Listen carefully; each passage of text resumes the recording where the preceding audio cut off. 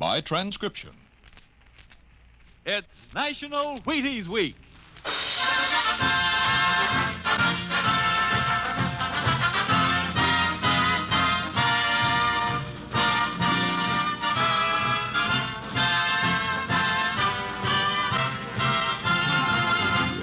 Yes, it's National Wheaties Week, and Wheaties present Dimension X. On stage tonight, Dimension X, another in the Wheaties' big parade of exciting half-hour presentations. It's National Wheaties Week, the week to buy Wheaties and eat Wheaties and enjoy them as never before. The time to really find out what difference a good breakfast with Wheaties can make. You know, you're getting protein when you dip into a bowl full of Wheaties. You're getting whole wheat minerals and vitamins. You're getting whole wheat energy. Yup, there's a whole kernel of wheat in every Wheaties flake. That's how a better breakfast, beginning with Wheaties, can help you step lively all morning long. And that's why all over this big country, folks are celebrating National Wheaties Week and stepping lively. So how about it? Get out the big cereal bowl and help celebrate Breakfast of Champions. Pour out those golden flakes, put on the milk, put on the fruit, and let's have National Wheaties Week. You ready? Let's go.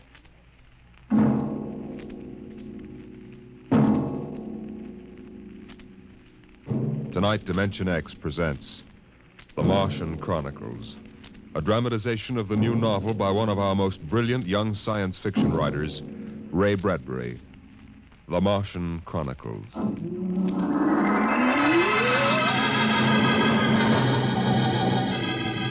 January in the year 1999. 1 minute it was Ohio winter with doors closed, the panes blind with frost, icicles fringing every roof, children skiing on snowy slopes. And then a long wave of warmth crossed the small town, a flooding sea of hot air.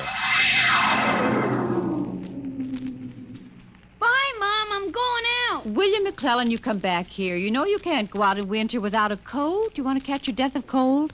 But it isn't cold. It's warm outside. It's rocket summer. Rocket summer?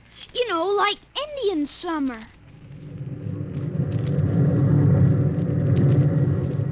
The rocket lay on the launching field, blowing out pink clouds of fire and heat, cracking the icicles, melting the snow, making summer with every breath of its mighty exhausts. It seared the faces of the watching crowd and drove them back. And then they saw the red fire and heard the big sound as the silver rocket shot up toward Mars and left them behind on an ordinary Monday morning on the ordinary planet Earth.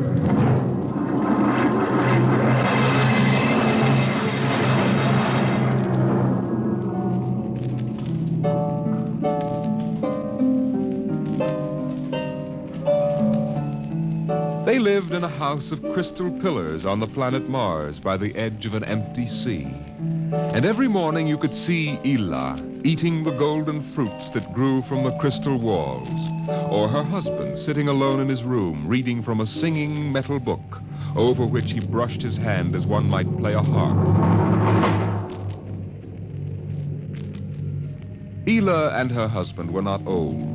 Once they had liked painting pictures with chemical fire, swimming in the canals when the wine trees filled them with green liquors, and talking into the dawn together. But no more. Marriage sometimes makes people old and familiar while still young, and Ela was not happy now. This morning she sat dreaming between the crystal pillars and wished that somehow a miracle might happen. And then suddenly... Ela, did you call? No. I thought I heard you cry out. Did I? I was almost asleep and had a dream. In the daytime?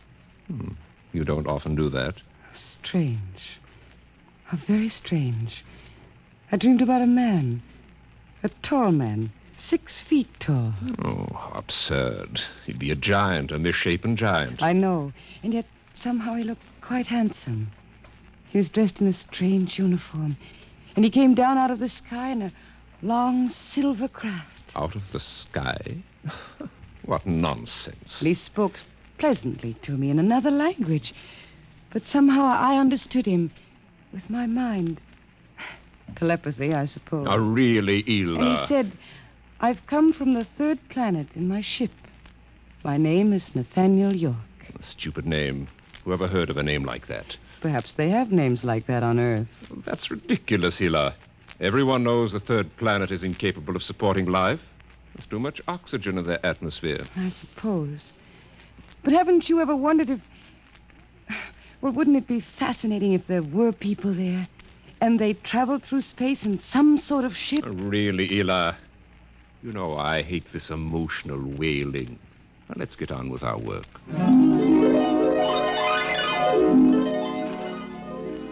Evening came. The twin white moons of Mars were rising, and the house closed itself in like a giant flower.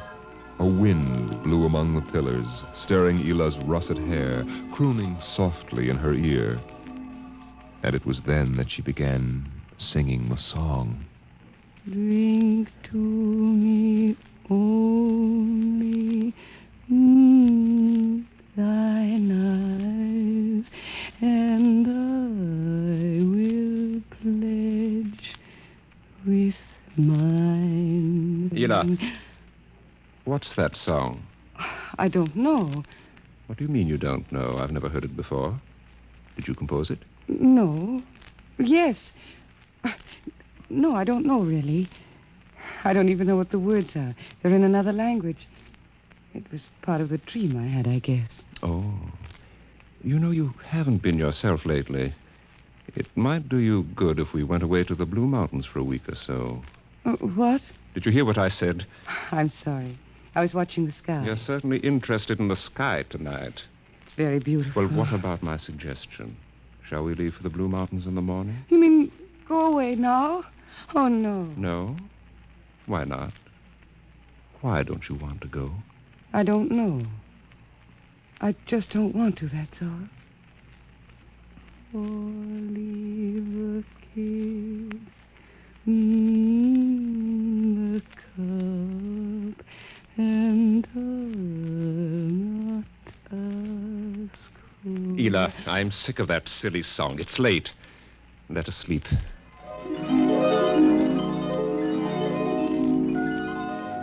From the crystal walls poured a soft carpeting of mist to support Ela where she lay down to sleep.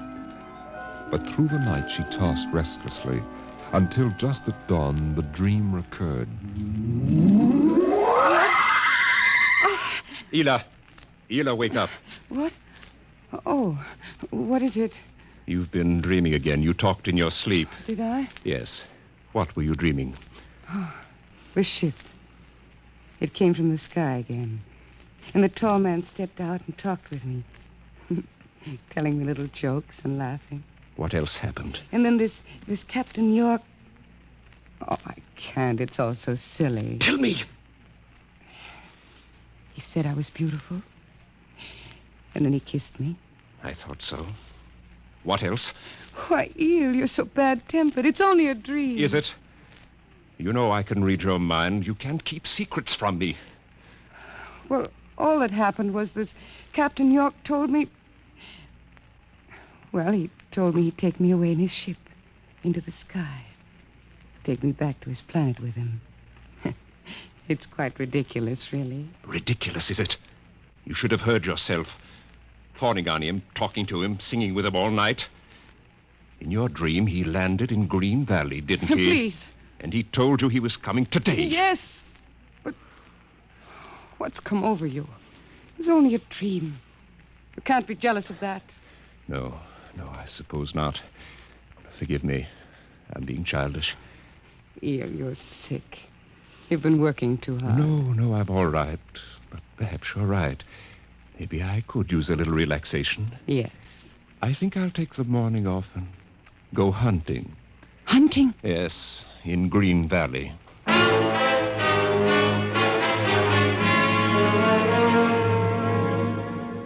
Numbly, she watched him go to a closet and draw forth an evil-looking weapon. And then her husband was gone, walking toward Green Valley. And Ela waited, watching the sky for an unknown thing, trembling with a nameless fear. And then it happened. A whirring, rushing sound. The warmth as of a giant fire passing in the air. The gleam of metal in the sky. He's come. It's true. The dream is true. The rocket vanished over the hill. The sky was empty again.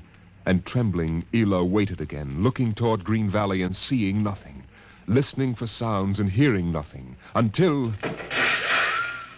a shot sounded, very sharply, the sound of the evil weapon. Oh, no. No. Her body jerked with the sound, and she wanted to scream and never stop screaming. For now she knew the dream could never come true. There was nothing left but the song, the strange and fine and beautiful song. Drink to me only with thine eye, and I will pledge with mine, or leave a kiss within the cup.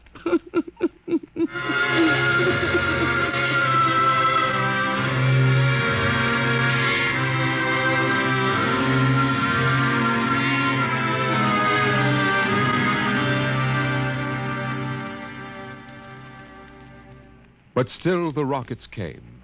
The next ship came down from the stars and the black velocities and the silent gulfs of space and landed by night near a Martian city.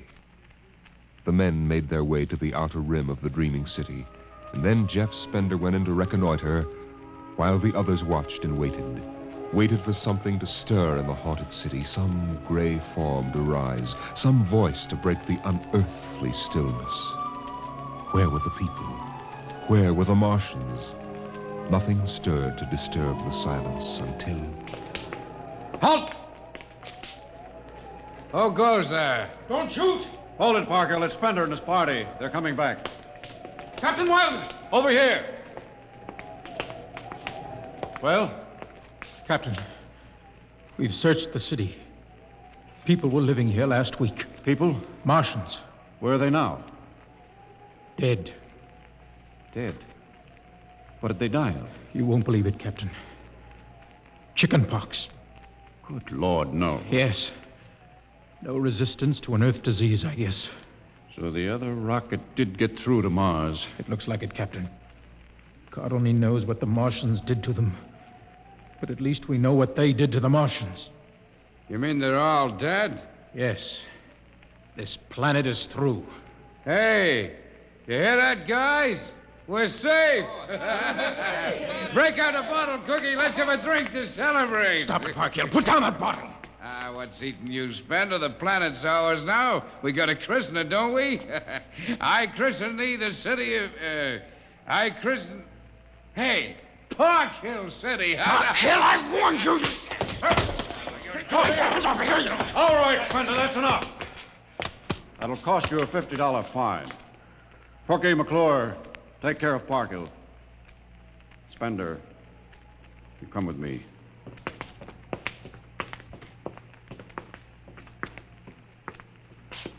All right, Spender, why did you hit him? I don't know, Captain. I was ashamed, I guess. Ashamed of Sam Parkhill and the noise and the spectacle the whole crew is making. It's been a long trip. It's only natural they'd want to have their fling. Yes, but where's their sense of what's right? Their respect for what's happened here? Captain, a race builds itself for 1,000,000 years, refines itself, builds cities like this one, does everything it can to give itself respect and beauty, and then it dies. Of what?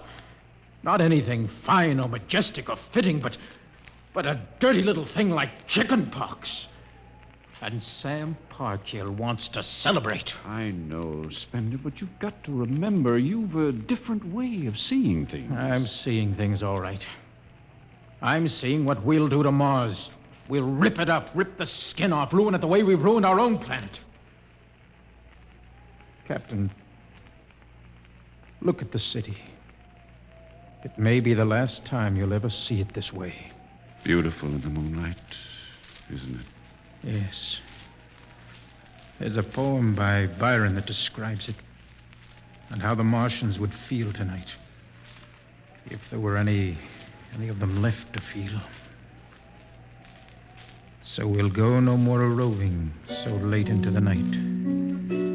Though the heart be still as loving and the moon be still as bright. For the sword outwears its sheath, and the soul wears out the breast.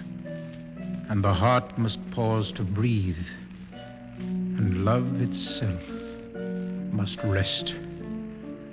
Though the night was made for loving and the day returns too soon, yet we'll go no more a-roving by the light of the moon.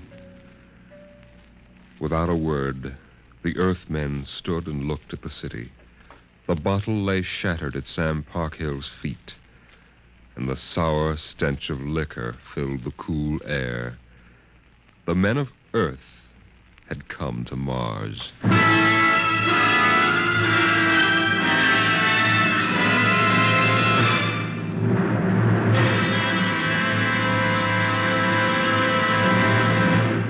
Dimension X will continue in just a moment. It's National Wheaties Week. Yes, the week when everybody tries Wheaties, even an orchestra leader. And here he comes from behind the scenes in radio to help celebrate National Wheaties Week, Mr. Von Dexter. Thank you, Frank. Hello, folks. I understand this is National Wheaties Week. I kind of get a kick out of that. The only breakfast food in the world with a week of its own. And I'm here for just one thing, to ask you to try Wheaties during National Wheaties Week. There are a lot of us whose voices you've never heard on the Wheaties big parade of radio programs, you know. Backstage people. Like musicians. Right, Frank, like musicians. We'd get great pleasure from knowing you like these programs well enough to buy a box of Wheaties tomorrow. Wheaties are good. They're nice to eat. I like them. I think you will. Try them once during National Wheaties Week. Will you do that? Von, I think the folks will. Good. Thank you. Good night.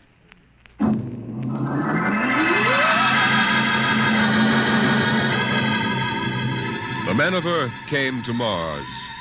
They came because they were afraid or unafraid, because they were happy or unhappy, because they felt like pilgrims or did not feel like pilgrims.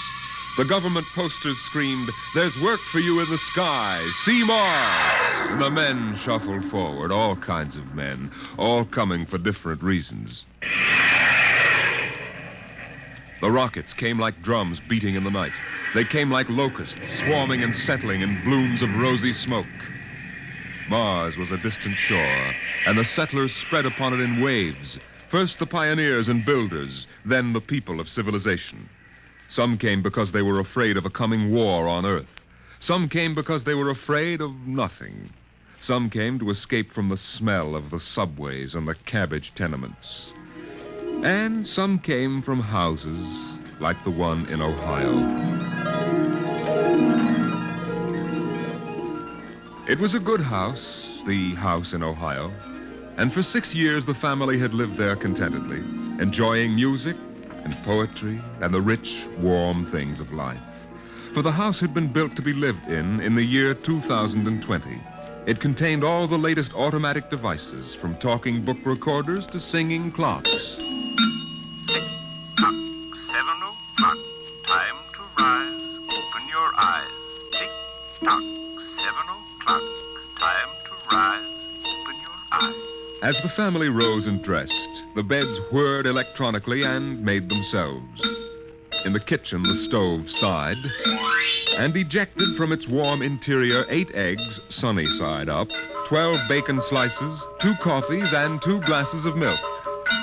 7-9, breakfast time. Come and dine. 7-9. Beside the breakfast table, the facsimile machine clacked and deposited the morning paper on the table. The headlines today spoke ominously of the danger of a coming war, and the man frowned as he read the news. Today is August 4th, 2026. Insurance, gas, and at and heat bills are due.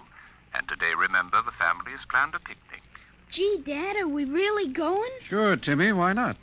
It's raining out. It's not raining where we're going, son. Now run upstairs, pack your fishing tackle. We're going on our picnic, all right. Okay, Dad. Bill, are you sure we ought to go? Yes. Have you seen the headlines this morning? Looks bad, doesn't it? Mm-hmm. The rocket's ready. All we have to do is pack and take off. I know, but... Well, flying to Mars, it seems so crazy. Well, all right, then we'll go. Should we tell the children why we're going? No, not yet. Let them enjoy the picnic. The house went on with its appointed tasks. 9:15, time to clean. 9:15, time to clean. Out of the molding darted hundreds of tiny mechanical mice, all rubber and metal. They sucked up the dust and dirt in the house and popped back into their burrows. In the walls, relays clicked, memory tapes glided under electric eyes, recorded voices moved under steel needles.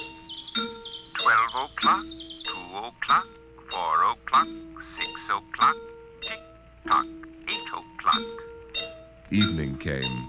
In the living room, the hearth fire bloomed out of nothing, and the phonograph spoke from beside the fireplace. Mrs. McClellan, what poem would you like to hear this evening? Mr. McClellan? Since you express no preference, I shall select at random from among your favorites. Sarah Teasdale, There Will Come Soft Rains. There will come soft rains and the smell of the ground, and swallows circling with their shimmering sound, and frogs in the pools singing at night, and wild plum trees in tremulous white. Robins will wear their feathery fire, whistling their whims on a low fence wire, and not one will know of war, not one will care at last when it is done. Not one would mind, neither bird nor tree, if mankind perished utterly, and spring herself, when she woke at dawn, would scarcely know that we were gone. The phonograph finished the poem, but there was no one there to hear, for the family had gone to Mars.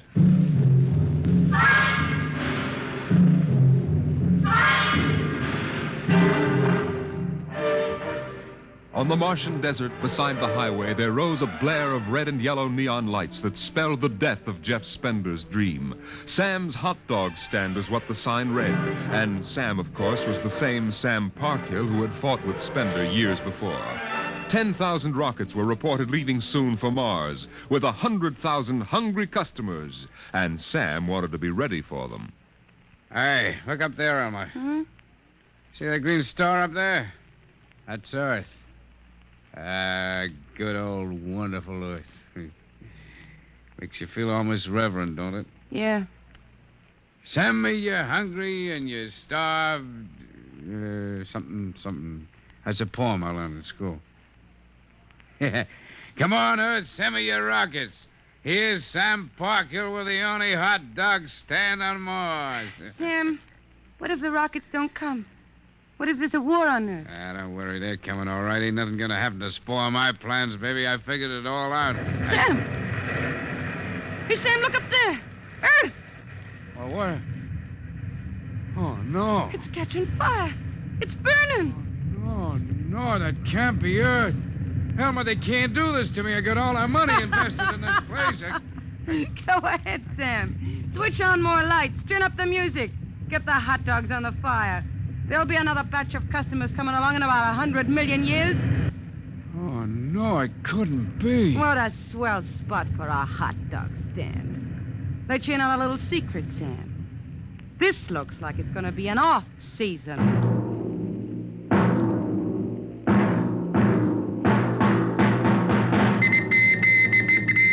The light beam radio crackled with the news. By morning, the shelves of the luggage store were empty, and the rockets were blasting off, headed back to Earth. In a few days, everyone was gone, and the planet of Mars once more lay deserted and silent.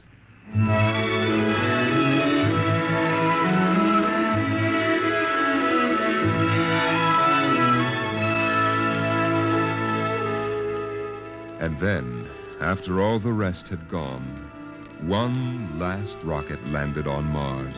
A small, family-sized rocket come all the way from Earth. It seemed a long way to go for a picnic, but Dad had suggested a fishing trip, and Mother thought the whole family would enjoy a vacation. So here they were, floating down a Martian canal, with Timothy sitting in the back of the boat with Dad and Mother up front holding Alice the baby, and the deserted Martian towns drifting slowly by. Dad, What is it, Timmy? when do we see the Martians? You promised we would. Soon, Tim, soon. Oh, but William, the last Martians died out years ago.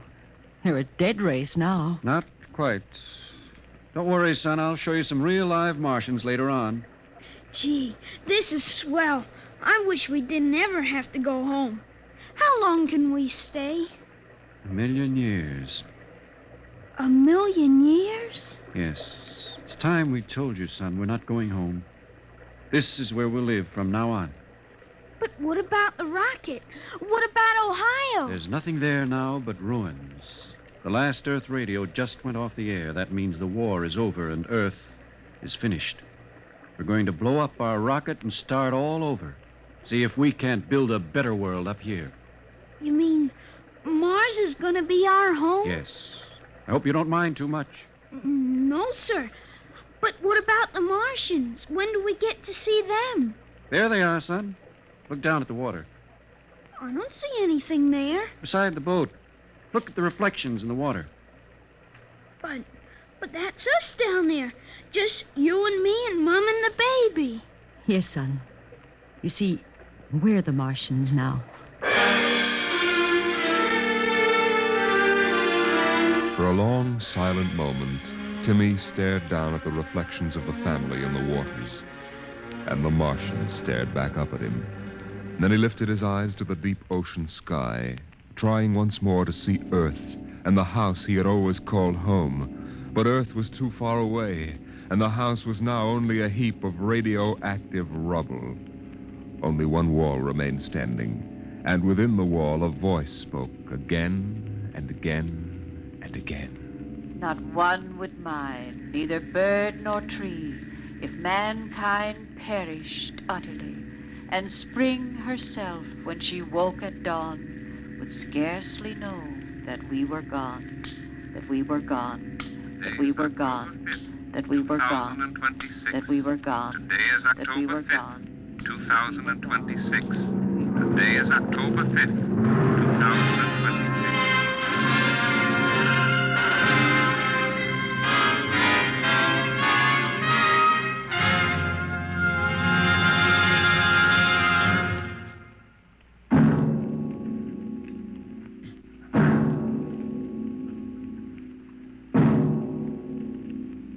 You have just heard The Martian Chronicles, a dramatization of highlights from the new novel by Ray Bradbury. Your narrator was Norman Rose, and featured in the cast were Inga Adams, Roger DeKoven, and Donald Buca. Music by Albert Berman, engineer Bill Chambers. Dimension X is produced by Van Woodward and directed by Jack Cuney. In a moment, we'll tell you about next week's show. And now, here is your Wheaties man, Frank Martin. Go out and get the Wheaties. It's National Wheaties Week. Yep, this is the week everybody's trying Wheaties. See yourself how Wheaties at 7 can help at 11. A better breakfast beginning with Wheaties can help make a wonderful difference because there's a whole kernel of wheat in every Wheaties flake. So eat happy, work happy. Wheaties, breakfast of champions. Get yours. Get yours. It's National Wheaties Week. Next week, the strange and chilling story of the parade. The parade that suddenly turned into a funeral procession for the world of tomorrow. The world of... Dimension X.